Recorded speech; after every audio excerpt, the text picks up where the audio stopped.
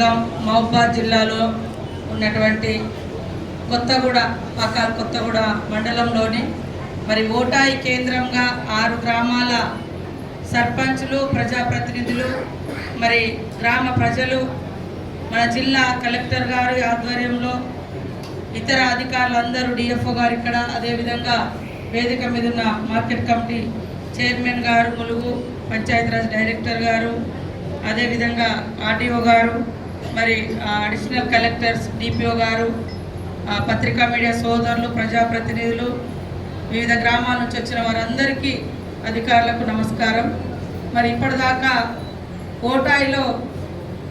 ఓటాయి, సాదిరెడ్డిపల్లె, రేణ్యతండ, ఎంచగూడెం, అదేవిధంగా జంగవానిగూడెం, కోనాపురం ఈ 6 గ్రామాలతో ప్రజా దర్బార్ కార్యక్రమాన్ని దాదాపుగా 2 గంటల పాటు నిర్వహించడం జరిగింది. మరి సర్పంచులు చెప్పిన అంశాలను విని తర్వాత మేము మాట్లాడి మీరు ఇచ్చినటువంటి దరఖాస్తులు కూడా తీసుకోవడం జరుగుతూ ఉంది. ఇక్కడ కూడా ఈరోజు కొత్తగూడెం, గుంజేడు, వేల్బెల్లి, కొత్తపల్లి గ్రామస్తులను ఆహ్వానించడం జరిగింది. ఇట్లా పెట్టడం మూలంగా ఇంతకుముందే కలెక్టర్ గారు అన్నట్టుగా మీరు ఇక్కడ నుంచి మహబూబాద్ పోయేసరికి మీరు అనుకున్న అధికారి అందుబాటులో ఉండకుంటే మళ్ళీ రోజంతా ఊరికి రావాలి, ఊరు నుంచి మళ్ళాడిపోవాలి. అట్లా కాకుండా 6 నెలలకు, సంవత్సరానికి మొత్తం జిల్లా యంత్రాంగం అంతా ఇట్లా గ్రామాలకు రావడం మూలంగా అధికారులు మీకు పరిచయం అవుతారు.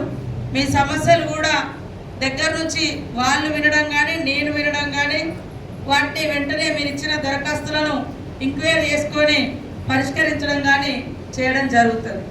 కాబట్టి ఈరోజు చాలా వరకు మనకు ఇందిరమ్మ ఇళ్లకు వస్తూ ఉన్నాయి. బాధ ఏంటంటే గత 10 సంవత్సరాలలో ఈ 2 మండలాల్లో ఒక్క ఇల్లు కూడా రాలే.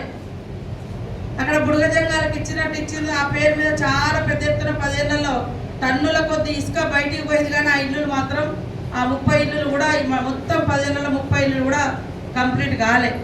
కానీ ఈరోజు మన ప్రభుత్వం వచ్చినాక దాదాపుగా 1000 ఇళ్ళకి ఇస్తే 800-900 వరకే, మరి దాంట్లో 700-800 గ్రౌండింగ్ అయింది. ఇంకా 200 ఇల్లులు కట్టనటువంటి పరిస్థితి ఉండే. వాటిల్లో కూడా ఏరి మరి కలెక్టర్ గారు చొరవ తీసుకొని ఒక కాంట్రాక్టర్ను మాట్లాడి 30 ఇళ్ళు లెక్క ఒకరికి చెప్పి కట్టించడం జరుగుతూ ఉంది. ఇక్కడికి వచ్చిన సర్పంచులందరూ దయచేసి సర్పంచులు కానీ, వార్డు మెంబర్లు కానీ, ప్రజాప్రతినిధులు, సెక్రటరీస్, ఎంపీడీఓ గారు, మరి ఏఈ హౌసింగ్, మీరందరూ కూడా ఈ వచ్చిన ఇళ్ళను మొత్తం గ్రౌండింగ్ చేస్తే ఇప్పుడు 2వ విడత మళ్ళీ వస్తున్నాయి ఇల్లులు.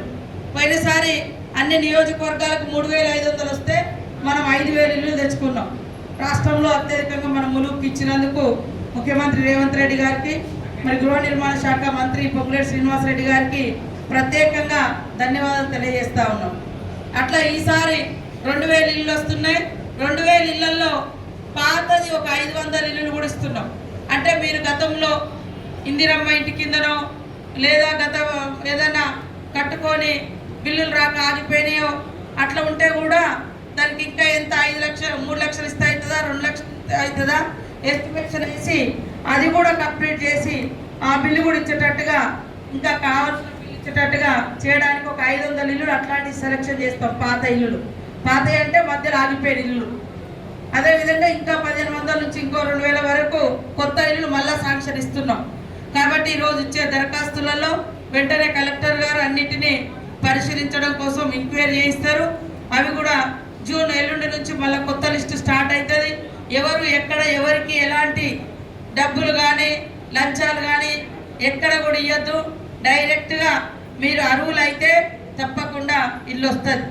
అంతే తప్ప వాళ్ళు వీళ్ళు ఇప్పిస్తామని ఎవరన్నా అధికారులు మోసం చేసినా, ప్రజాప్రతినిధులు మోసం చేసినా మాకు చెప్పచ్చు. తప్పకుండా వాళ్ళ మీద చర్యలు ఉంటాయి. అట్లనే ఇన్నోళ్ళు కొంత పెన్షన్లు కూడా గత ప్రభుత్వంలో కూడా చాలా ముందు నుంచి ఆగిపోయినాయి. మనం కొన్ని ఇక్కడ ఒక 150 దాకా ఇంతకుముందు కొంత అక్కడక్కడ ఇచ్చిన ఓవరాల్గా 1,00,000 పెన్షన్లు మన రాష్ట్రంలో ఈ మధ్యకాలంలో ఇచ్చినాం.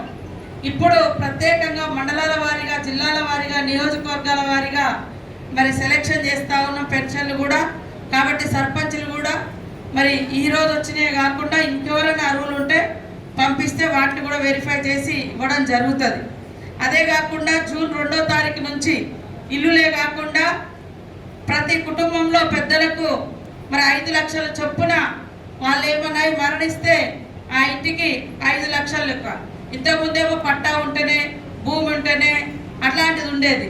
అట్లా కాకుండా ఎవరైనా తెల్ల రేషన్ కార్డు హోల్డర్లో వాళ్ళ కుటుంబం పెద్దలు ఎవరు చనిపోయినా ఖచ్చితంగా వాళ్ళకి 5 లక్షల ఇందిరమ్మ బీమా పథకాన్ని ఎల్లుండి 2వ తారీఖు నుంచి రాబోతుంది. కాబట్టి దానికి కూడా అందరూ అర్హులే అప్లై చేసుకోవాలని కోరుకుంటా ఉన్నాం. మరి అదేవిధంగా మన పిల్లలకు కూడా 12వ తారీఖు బడి ఓపెన్ అయినాక పొద్దుటి పూట టిఫిను మధ్యాహ్నం భోజనం కూడా 12వ తరగతి చదివేటోళ్ళకి ఇంతవరకు భోజనం లేకుంటుండే ఇప్పుడు భోజనం కూడా పెడుతున్నాం. పొద్దుటి పూట టిఫిన్ కూడా పెట్టిస్తా ఉన్నాం. ఈ స్కీమ్ కూడా రావడం జరిగింది. కాబట్టి మా అక్కలు కూడా మహిళా సంఘాలలో అందరూ పెద్ద ఎత్తున చేరండి. గతంలో 5 లక్షల వరకే వడ్డీ లేని రుణాలు ఉండేది. గత ప్రభుత్వం మొత్తంలో 10 ఏళ్లలో వాళ్ళు 60-70 వేల కోట్లు కూడా ఇవ్వలేదు. కానీ మేము ఆ 2.5 ఏళ్లలో 60,000 కోట్ల రూపాయలు 60,400 కోట్ల రూపాయలు మహిళా సంఘాలకు వడ్డీ లేని రుణాలు ఇవ్వడం జరిగింది. కాబట్టి ఇప్పుడు 10 లక్షల వరకు కూడా మీకు వడ్డీ లేకుండా మహిళలకు రుణాలు ఇస్తా ఉన్నాం. ఎవరైనా మీ పేరు చెప్పి మీ సంఘం పేరు పెట్టి డబ్బులు వాడుకుంటే మీరు వెంటనే వాళ్ళని తొలగించాలి, పిటిషన్ ఇవ్వాలి పోలీస్ స్టేషన్లో. మరి వాళ్ళు వాడుకొని పోయిన తర్వాత మమ్మల్ని అడిగితే కాదు, మీ సంఘాన్ని మీరు కరెక్ట్గా నడిపించుకోవాలి. మరి సర్పంచులు కూడా అలర్ట్గా ఉండాలి. మహిళలందరికీ కూడా ప్రతి గ్రామంలో వివో బిల్డింగ్ ఇస్తూ ఉన్నాం. దాదాపు ఇక్కడ 40 బిల్డింగ్ల దాకా ఈ మండలాల్లో శాంక్షన్ ఇచ్చినాం. దయచేసి అందరూ దగ్గరుండి కట్టించుకొని మళ్ళీ 5-6 నెలలలో అది కూడా ఓపెన్ చేసేది ఉంది. అట్లనే ఇంకా గ్రామాలలో సీసీ రోడ్లు కూడా ఇస్తూ ఉన్నాం. మరి ఇప్పుడే ఇక్కడ చాలామంది చేన్లలో రోడ్లు అడిగిండ్రు, చెక్ డ్యామ్లు అడిగిండ్రు. వాటిని కూడా రాబోయే కాలంలో తొందరలోనే చేన్ల రోడ్లు కానీ చెక్ డ్యాములు కానీ సీసీ రోడ్లు అయితే ఆల్రెడీ ఇంకా కొన్ని వచ్చినాయి. మనకి ఎన్ఆర్ఈజీఎస్తో పాటు నా డిపార్ట్మెంట్ నుంచి పంచాయతీరాజ్ నుంచి కానీ ట్రైబల్ వెల్ఫేర్ నుంచి కానీ మరి రోడ్స్ కూడా తీసుకురావడం జరిగింది. కాబట్టి వీటన్నింటినీ రేషన్ కార్డు మీకు ఎప్పుడైనా కూడా మీ సేవకు పోతే అందుబాటులోకి వస్తుంది. ఇప్పుడు కొత్తగా మళ్ళీ పెన్షన్లు కూడా ఇవ్వడం జరుగుతుంది. కాబట్టి ఇక్కడికి వచ్చిన వాళ్ళు వ్యక్తులుగా మరి ఒక్కొక్కరు వచ్చి నాకు కానీ కలెక్టర్ గారికి కానీ మరి ఫారెస్ట్ ఉంటే ఫారెస్ట్ కానీ ఏ సమస్య ఉన్నా నేరుగా వచ్చి మీ దరఖాస్తులు మీ వినతులు ఇవ్వండి.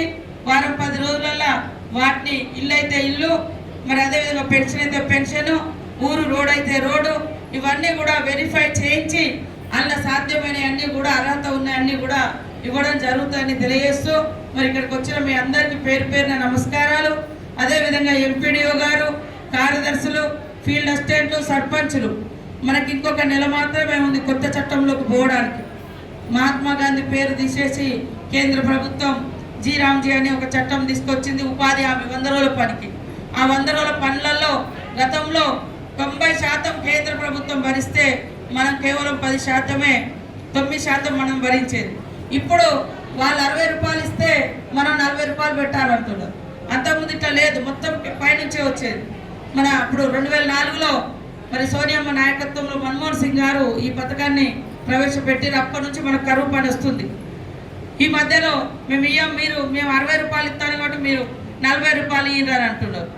మీ ఇంట్లో మీరేం వండుకొని తినేదో నీకు నచ్చింది నువ్వు వండుకొని తింటావు, నువ్వు ఇదే పెట్టుకొని తినవా నేను అనడానికి నాకేం అర్హత. కానీ ఇప్పుడు పైనుంచి అట్లా పెట్టారు. కాబట్టి 100 రోజుల పని కూడా ఎక్కువ మొత్తంలో ఈ 10-15 రోజులలో ఇంకా పెంచాలి. సర్పంచ్ కూడా తెలియజేస్తున్న ఆ డబ్బులన్నీ మళ్ళీ మనకే వస్తాయి, మీకే వస్తాయి. మీ ఊళ్ళల్లో రోడ్లు కానీ చెక్ డ్యామ్లు కానీ ఇందిరా భవనాలు కానీ అన్నీ కూడా మీరు చేసుకోవడానికి ఎక్కువ నిధులు వస్తాయి. మళ్ళీ కొత్త చట్టం వస్తే అలా ఏ రూపాయి వచ్చే పరిస్థితి లేదు.